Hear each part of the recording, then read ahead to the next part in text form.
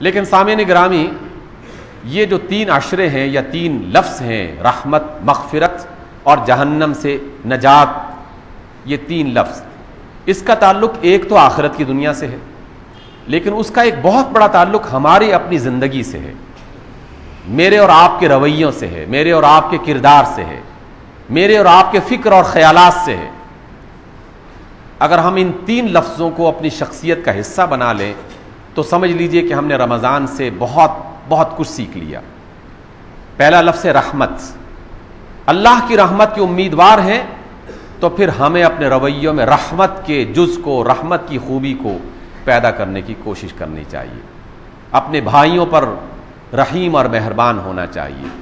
اپنے عزیزوں اور رشتہ داروں پر رحیم اور مہربان ہونا چاہیے، اپنے پڑوسیوں پر رحیم اور مہربان ہونا چاہیے، اپنے دفتر کے ملازمین اور کلیگز پر رحیم اور مہربان ہونا چاہیے۔ یعنی اپنے دل میں رحمت کے جذبے کو زیادہ سے زیادہ پیدا کرنے کی کوشش کی جائے، اگر موجود ہے تو اسے پروان چڑھانے کی، اسے ترقی دینے کی کوشش کی جائے۔ جس کا دل جتنا مہربان ہوگا اللہ کو وہ اتنا ہی زیادہ محبوب ہوگا۔ رسول اللہ صلی اللہ علیہ وسلم نے فرمایا کہ رحمت اللہ کی خوبی ہے، اللہ کی بہت بڑی صفت ہے، اور رحمت رسول اللہ صلی اللہ علیہ وسلم کا اعزاز ہے کہ اللہ نے رسول اللہ کو رحمت للعالمین بنایا ہے، اور اللہ اس بندے سے محبت کرتا ہے جس کا دل رحمت والا ہے۔ اپنے بھائیوں پر، اپنے عزیزوں پر اور اپنے رشتہ داروں پر، اپنے پڑوسیوں پر، اپنے آس پاس کے رہنے والوں پر رحمت کے جذبے کو پیدا کیجیے۔ مخالفین کے لیے بھی رحمت، اس کو پروان چڑھانے کی کوشش کیجیے۔ جب یہ جذبہ پیدا ہوگا تو جن خرابیوں اور برائیوں کی طرف میں نے اشارہ کیا ہے وہ خود بخود آہستہ آہستہ زائل ہونا شروع ہو جائیں گی۔ پھر کسی کا خون بہانا تو بہت دور کی بات ہے، کسی کو گالی دے کر بھی اس کا دل مجروح کرنے کا کسی بندے کا دل نہیں چاہے گا، کسی پر تانا اور تہمت لگا کر بھی اس کو خراب کرنے کی کوشش نہیں کی جائے گی، اس لیے کہ اس کا دل مہربان ہے۔ رحمت کو اپنے دل میں جگہ دیجئے، اپنے دل کو کشادہ کر لیجئے اس رحمت کی بنیاد پر، بالکل اس طرح کے جیسے رسول اللہ صلی اللہ علیہ وسلم کا دل مہربان تھا۔ اور اس کی مثالیں دینے کی ضرورت نہیں ہے، آپ میں سے بہت سارے احباب جانتے ہیں۔ جو مزید جاننا چاہتے ہیں وہ رسول اللہ صلی اللہ علیہ وسلم کی سیرت طیبہ کا مطالعہ کر لیں، دشمنوں پر کس طرح مہربان ہوتے ہیں۔ اس لیے رحمت کے جذبے کو اپنے اندر پیدا کیجیے۔ دوسرا ہے عشرہ ہے مغفرت کا۔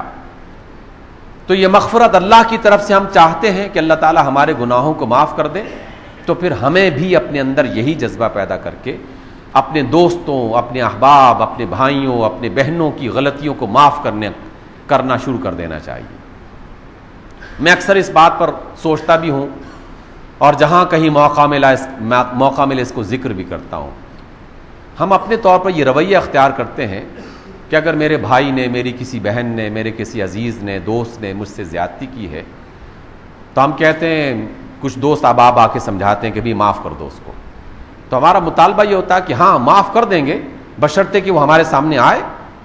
معافی مانگے، اعتراف کرے اور باقاعدہ اس کو قبول کرے کہ ہاں ہم سے غلطی ہوئی ہے، اور پھر ہم اسے معاف کرنے کے لیے تیار ہیں۔ اور ہم اپنے اللہ سے کیا کہتے ہیں؟ اپنی دعا میں ہم اپنے اللہ سے کیا کہتے ہیں؟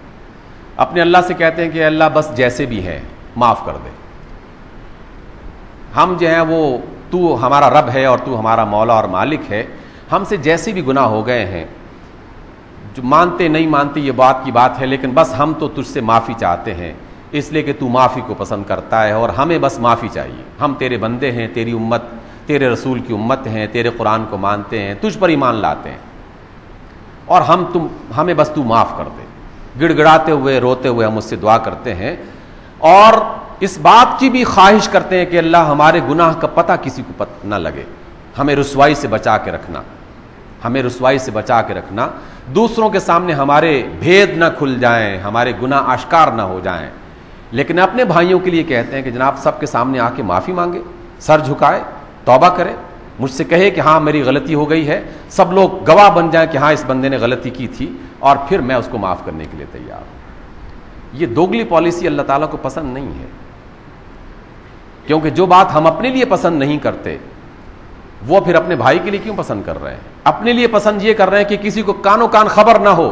بس اللہ تعالیٰ جیسے پاک صاف لوگوں کے اندر عزت بنی ہوئی ہے، بس عزت کو اس کو برقرار رکھنا اور ہمیں معاف کر دینا۔ تو دوستو عشرہ مغفرت کا درس اور تعلیم یہ ہے کہ جس اللہ سے ہم یہ چاہتے ہیں کہ وہ رسوائی کے بغیر ہمارے گناہوں کو معاف کر دے، تو ہمیں بھی اپنے بھائیوں کو، اپنے عزیزوں کو رسوائی کے بغیر معاف کر دینا چاہیے۔ معاف کرنے کے ایک اور بڑا خوبصورت طریقہ ہے، آپ اس پر تجربہ کر کے دیکھیے کیسی لذت آپ کو محسوس ہوگی۔ ایک بندے نے آپ کے ساتھ زیادتی کی اور آپ نے اسے معاف کر دیا، لیکن معافی سے ایک اگلا قدم بڑھا کر ایک اور بھی کیجئے۔ اب اس کے لیے اللہ تعالیٰ سے بخشش مانگیے کہ اللہ میرے فلاں بھائی نے میرے ساتھ زیادتی کی تھی،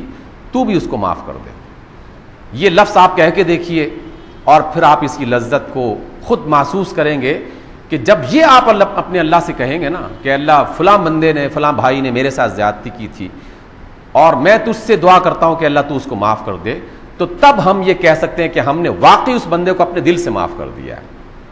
کیونکہ جب میں اسے اپنے دل میں دعا دے رہا ہوں، اپنے اللہ سے دعا کر رہا ہوں کہ اللہ تو بھی اسے معاف کر دے، تو اللہ تعالیٰ کو یقین ہو جائے گا کہ ہاں اس بندے نے واقعی معاف کر دیا ہے، اور اس کی بہت بڑی لذت ہے۔ اور رسول اللہ صلی اللہ علیہ وسلم کا یہ طرز عمل رہا ہے، ایک نہیں زندگی بھر آپ کا یہی طرز عمل رہا ہے کہ قتل کرنے والوں کو، پتھر مارنے والوں کو، کانٹے بچھانے والوں کو، گالیاں دینے والوں کو اللہ تعالیٰ سے یہی کہتے رہے اللہ تعالیٰ کہ اللہ تو ان کو معاف کر دے، یہ نہیں تو ان کی نسلوں میں معاف کر دے، ان کے بچوں کو ہدایت دے دے، کیونکہ مجھے عذاب میں مبتلا کرتے ہوئے دیکھنے سے زیادہ بہتر یہ لگتا ہے کہ تو ان کو معاف کر کے ہدایت کے راستے پہ چلا دے۔ اس لیے اپنے بھائیوں کے لیے مغفرت کی دعا کیجیے، معاف کرنے کے بعد ان کے لیے مغفرت کی دعا کیجیے۔ اور تیسرا عشرہ جس سے ہم گزر رہے ہیں یہ ہے جہنم کی آگ سے نجات۔ اور میں اگر آپ سے کہوں کہ جہنم ہم نے نہیں دیکھا تو بظاہر یہ بات اچھی لگتی ہے، صحیح لگتی ہے، اور اگر میں یہ کہوں کہ جہنم ہم نے دیکھا ہے اور اس کو محسوس کرنے کے لیے اپنے دل میں جھانک کے دیکھ لیجئے، کیونکہ جہنم صرف وہ نہیں ہے جو قیامت کے روز بھڑکایا جائے گا، بلکہ اصل جہنم وہ ہے جو ہم دنیا سے تیار کر کے وہاں لے کے جائیں گے۔ ہم نے اپنے اندر ایک جہنم تیار کر رکھا ہے، ہم جو اپنے بھائیوں سے کینہ اور بغض رکھتے ہیں، ہمارے اندر جو عصبیت کی آگ جل رہی ہے کہ ہم مہاجر ہیں، ہم اردو بولنے والے ہیں، ہم پنجابی ہیں، ہم بڑی تعداد میں رہتے ہیں، ہم پختونخوا ہیں اور پختونستان اور پختو زبان ہماری ہے، اس پر بڑا فخر کرتے ہیں، ہم بلوچی ہیں، ہم سندھی ہیں زبان کی بنیاد پر، اور میں چونکہ بہتر ہوں اس لیے فلاں بہتر نہیں ہے، میں چونکہ اچھا ہوں اس لیے فلاں اچھا نہیں ہے۔ عصبیت ابھی تک اس کو ہوا دیا جا رہا ہے، ہوا دی جا رہی ہے، اور اب تو کھل کھیل کر فیصلہ کیا جا چکا ہے کہ ہم نے پاکستان میں فرانس کا انقلاب لانے کی کوشش کرنا ہے، جبکہ فرانس کا انقلاب جو ایک بغاوت تھی، اور اب یہ جملہ وہ کہہ رہے ہیں کہ جو خود اس کے بیج بو رہے ہیں، برائی کے بیج بولنے والے، لسانی فسادات کرنے والے، مال و دولت پر قبضہ کرنے والے، بھتہ لینے والے لوگ، وہ یہ کہہ رہے ہیں کہ ہم اس ملک کو اس مقام پہ لے جانے والے ہیں کہ جہاں فرانس کا مقام پہنچ چکا تھا۔ بات اگرچہ ٹھیک ہے، اور بالکل مجھے جناب علی ابن ابی طالب کا وہ قول یاد آ جاتا ہے کہ جب مخالف صفوں کی طرف سے یہ آواز آنا شروع ہو گئی کہ ان الحکم الا للہ، حکم صرف اللہ کا ہے، اللہ کا حکم فیصلہ کرے گا، قرآن فیصلہ کرے گا، تو جناب علی رضی اللہ تعالیٰ عنہ کے لشکری کہنے لگے کہ جناب ہم اپنے ہتھیار پھینک رہے ہیں، کیونکہ ادھر سے آواز آ رہی ہے کہ اللہ کے حکم کے مطابق فیصلہ ہوگا۔ تو جناب علی ابن ابی طالب نے یہ جملہ کہا تھا، شاندار جملہ، انہوں نے فرمایا تھا کہ یہ بات حق ہے لیکن کہنے والے حق پر نہیں ہے، بات حق ہے لیکن کہنے والے حق پر نہیں ہے۔ اس وجہ سے ہم نے جو اپنے اندر جہنم کی آگ جلا رکھی ہے اپنے بھائیوں کے حوالے سے، لسانی بنیاد پر، قبیلے برادری کی بنیاد پر، زبان کی بنیاد پر، سرمایہ دارانہ نظام جو ذہنیت ہمارے اندر پائی جاتی ہے اس کی بنیاد پر جو ہم نے پیدا کر رکھی ہے جہنم، اس سے جب تک توبہ نہیں کی جائے گی وہاں کی جہنم سے نجات نہیں مل سکے گی۔ اس لیے آؤ بھائیوں اور بہنوں، یہ جو آخری عشرہ ہے جہنم سے نجات کا عشرہ، ہم اپنے اندر کی جہنم سے اپنے آپ کو بچانے کی کوشش کریں، اور جس روز ہمارے اندر کا جہنم بجھ گیا اللہ تعالیٰ اپنے جہنم کو خود بخود بجھا دیں گے اور رحمت کے فیصلے کر دیں گے۔ اقول قولی ھذا واستغفر اللہ لی ولکم۔